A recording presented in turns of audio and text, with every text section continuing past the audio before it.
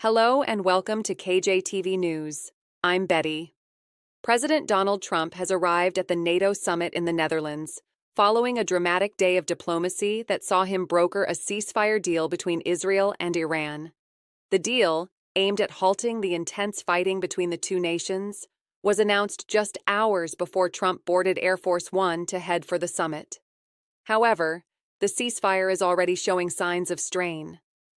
Shortly after it was meant to take effect, Israel accused Iran of launching missiles, while Iran denied breaking the agreement.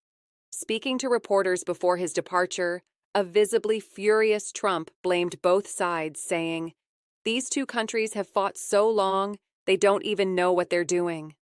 Trump specifically criticized Israel for immediately breaching the deal, claiming, "As soon as the deal was made, Israel dropped bombs like we've never seen before."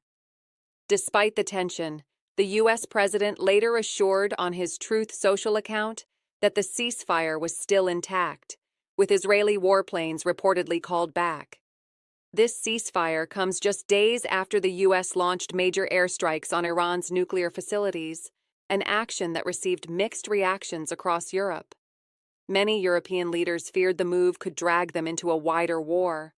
Notably, Trump's ceasefire agreement was brokered with the help of Qatar, leaving European leaders sidelined in the process.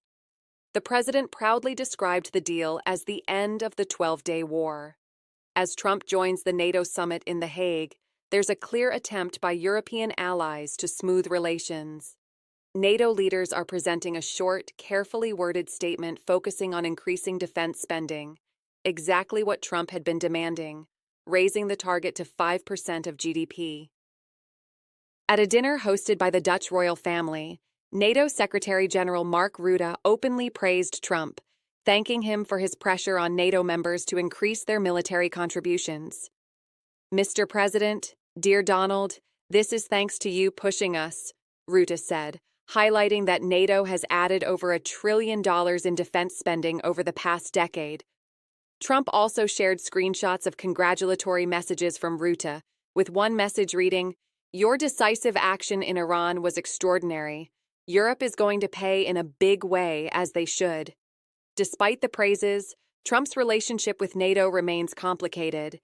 He has long been skeptical of multilateral organizations like NATO, often favoring one-on-one diplomacy. In fact, he has previously questioned NATO's foundational Article 5, the collective defense commitment. When asked about his stance aboard Air Force One, Trump responded vaguely, saying, "It depends on your definition. There are many definitions of Article 5. The NATO summit also sees tensions over the war in Ukraine. While Trump is scheduled to meet Ukraine's President Volodymyr Zelensky on the sidelines, he has ruled out Ukraine's immediate entry into NATO and has so far resisted approving more military aid to Kiev. Meanwhile, concerns grow over potential cyber attacks from Iran following the recent U.S. strikes. European leaders remain on edge, balancing their support for Ukraine while grappling with escalating conflicts in the Middle East. As the world watches closely, the question remains, will Trump's ceasefire hold, and can NATO present a united front amid global tensions? Stay tuned with KJTV News. I'm Betty, bringing you the latest updates.